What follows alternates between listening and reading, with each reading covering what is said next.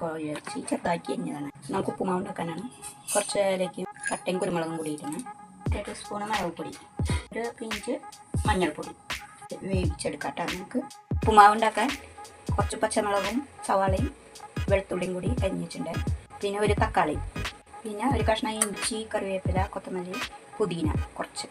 പിന്നെ ഒരു ചെറിയ ബൗളിൽ കുറച്ച് ഗോതമ്പിൻ്റെ റവയാണ്. പിന്നെ നമ്മുടെ അരിയുടെ റവ, നൈസ് റവ കുറച്ച്. നമുക്ക് കുറച്ച് വെളിച്ചെണ്ണ ഒഴിച്ച് കൊടുക്കാം. 1 ടീസ്പൂൺ നെയ്യ് ഇട്ട് കൊടുക്കാം. നമുക്ക് ലേശം കടുക് ഇട്ട് കൊടുക്കാം. കടുക് പൊട്ടി നമുക്ക് ലേശം ഉഴുന്ന് പരിപ്പ് ഇട്ട് കൊടുക്കാം. ഒന്ന് മൂത്ത് വരുമ്പോൾ നമുക്ക് സവാള ഇട്ട് കൊടുക്കാം. നല്ലപോലെ വഴറ്റി കൊടുക്കാം. നമ്മുടെ ഉള്ളിയൊക്കെ നല്ലപോലെ വഴന്നിട്ടുണ്ട്. ഇനി നമുക്ക് ഇതിലേക്ക് തക്കാളി കൊടുക്കാം. പിന്നെ കറിവേപ്പില, ഇഞ്ചി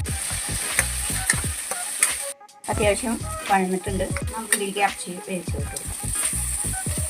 കുറച്ച് ഉപ്പിട്ട് കൊടുക്കാം. നമുക്ക് ഇറച്ചി വേവിച്ച വെള്ളം കുറച്ചുണ്ട്, അത് ഒഴിച്ച് കൊടുക്കാം. ഗ്ലാസ് വെള്ളം കൂടി ഒഴിച്ച് കൊടുക്കാം. ടോട്ടൽ 1.5 ഗ്ലാസ് വെള്ളമുണ്ട്. ഇത് നല്ലപോലെ തിളക്കട്ടെ. നമ്മുടെ വെള്ളം നല്ലപോലെ തിളച്ചിട്ടുണ്ട്. നമുക്ക് റവ ഇട്ട് കൊടുക്കാം. നല്ലപോലെ ഇളക്കി കൊടുക്കാം. ഒന്ന് ഇങ്ങനെ തിളക്കേണ്ട സ്റ്റൗ കുറച്ച് ഇളക്കി കൊടുക്കാം. അപ്പോൾ റവ വെള്ളത്തിൽ കിടന്ന് വെന്ത് കിട്ടാൻ വേണ്ടിയിട്ടാണ്. ഇതൊന്ന് കുറച്ച് വെന്തതിന് ശേഷം വൈറ്റ് റവ ഇട്ട് കൊടുക്കാം. ഇനി നമുക്ക് വൈറ്റ് റവ ഇട്ട് കൊടുക്കാം. ഇളക്കി കൊടുക്കാം.